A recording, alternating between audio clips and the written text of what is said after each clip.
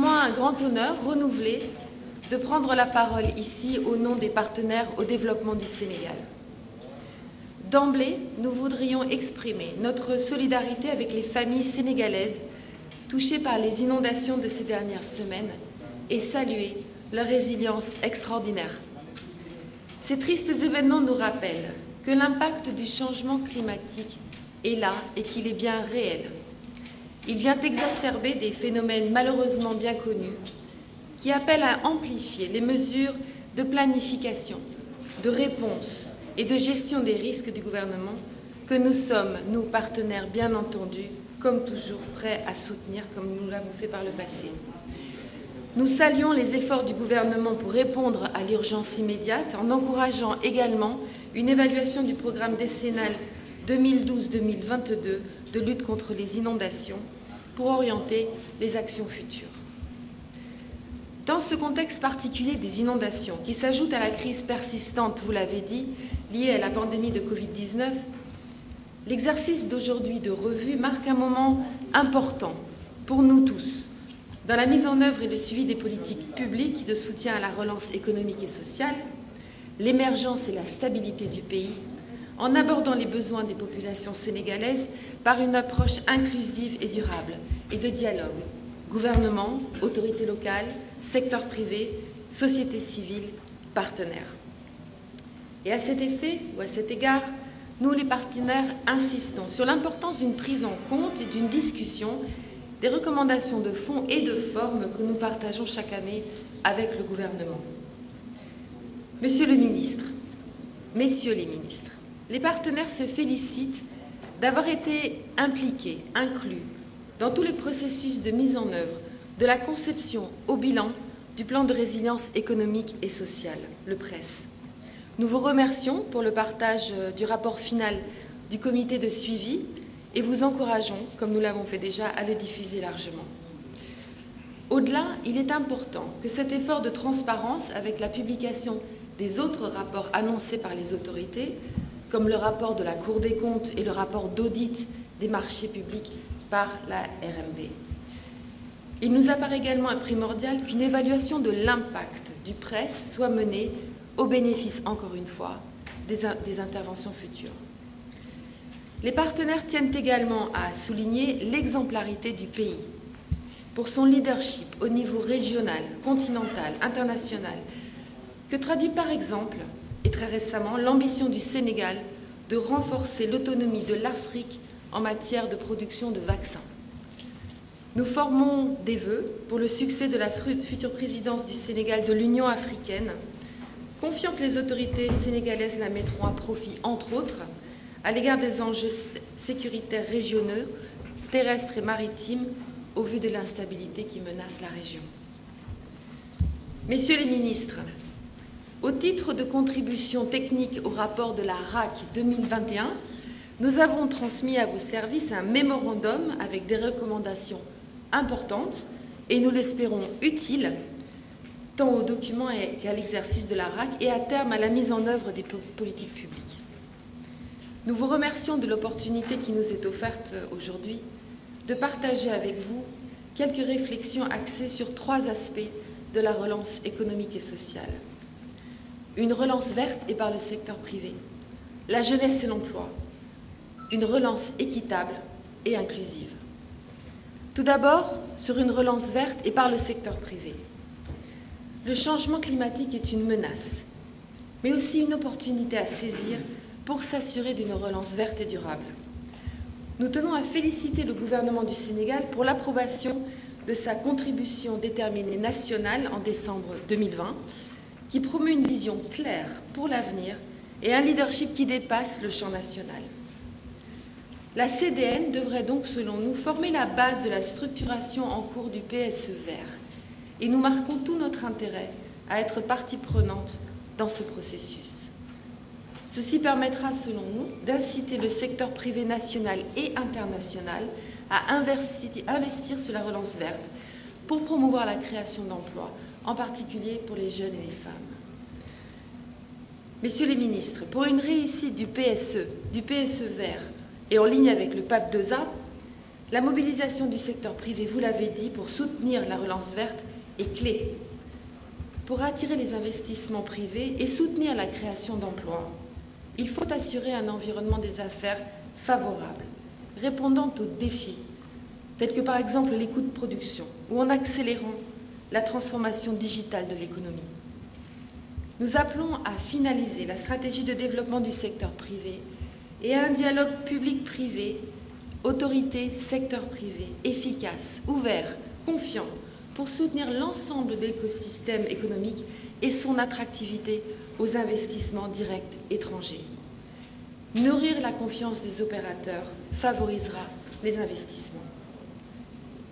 Par ailleurs, une gestion efficace et transparente du foncier est un élément clé de toute activité économique, agricole, industrielle ou de service.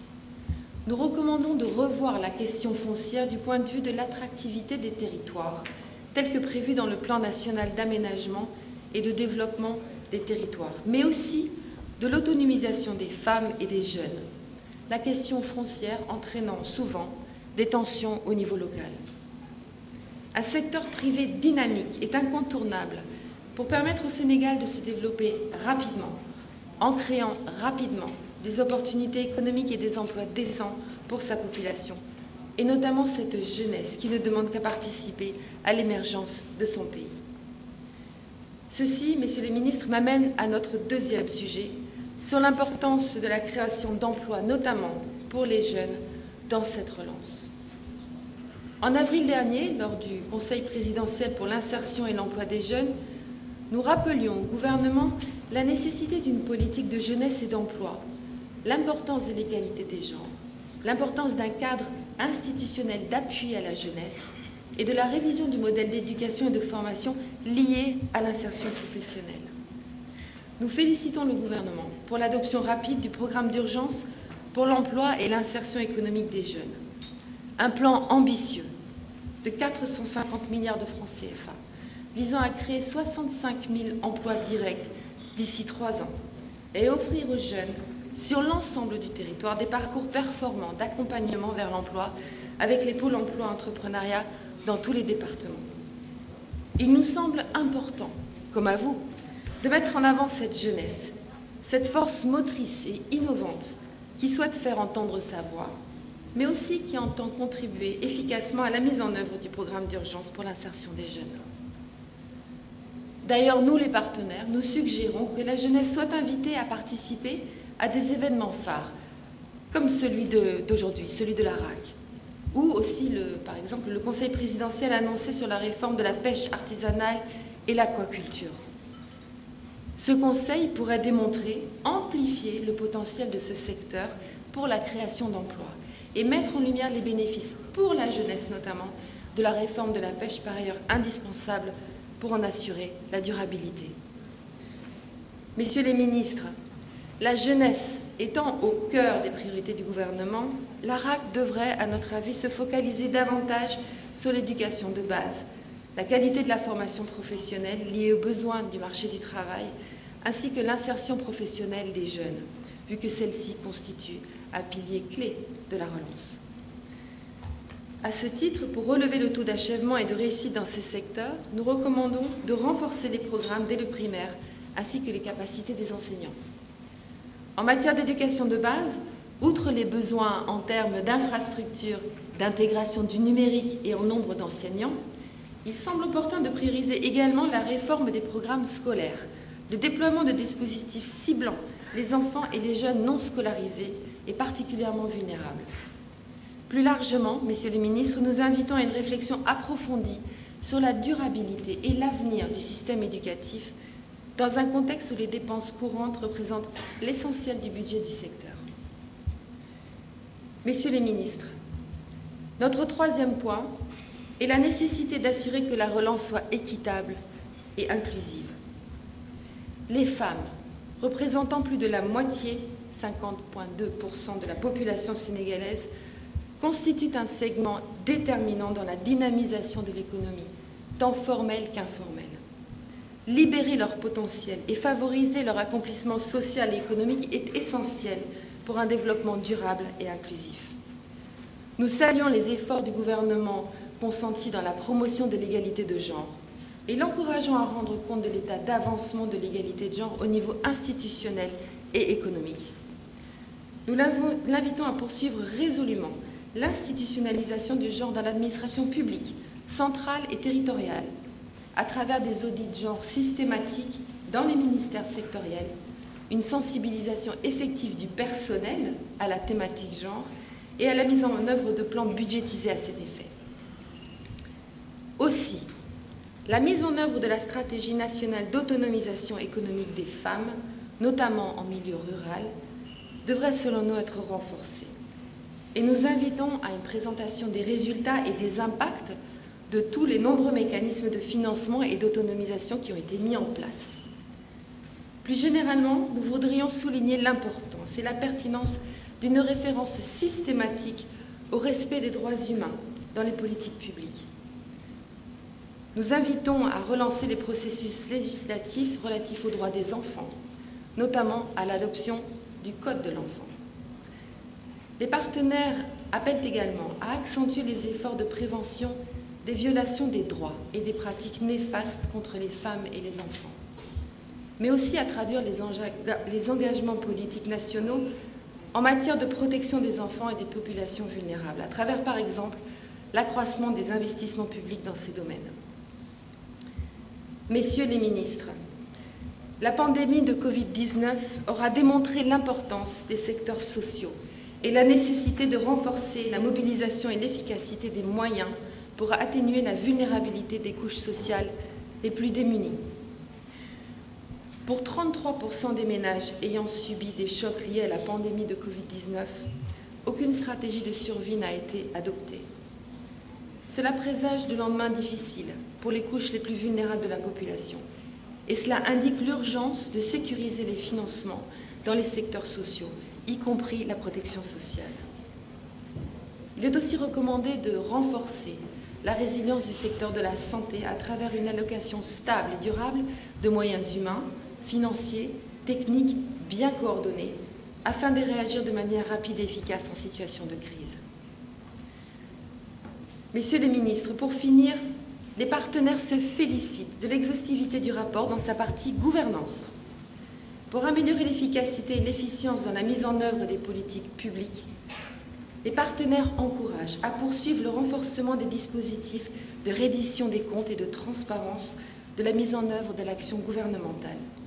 Ceci nous paraît plus pertinent que jamais pour nourrir la confiance des citoyens sur l'utilisation efficace et efficiente des ressources publiques à l'aune des priorités les plus fortes du pays. Durant le premier semestre de l'année 2021, les ressources mobilisées ont enregistré une baisse de 5,1% par rapport à l'année précédente. L'accélération de la mise en œuvre de la stratégie de mobilisation de ressources sur ces volets fiscaux comme douaniers demeure selon nous cruciale, surtout dans cette période de crise. Cela inclut bien sûr les financements des partenaires. Et nous suggérons à cet égard de poursuivre le travail entrepris autour de l'initiative INFF, Integrated National Financing Frameworks, pour renforcer et améliorer les synergies entre nous, entre acteurs, dans la mobilisation des ressources pour atteindre les ODD d'ici 2030. En conclusion, nous, partenaires au développement du Sénégal, renouvelons notre engagement à accompagner le pays dans sa relance économique et sociale et son émergence en ligne avec le PSE, à travers les initiatives et les programmes auxquels vous voudrez bien nous associer, en nous coordonnant efficacement pour contribuer de la manière la plus efficiente possible à la résilience de l'économie et à la prospérité des populations du Sénégal. Djuré Jeff, merci de votre attention.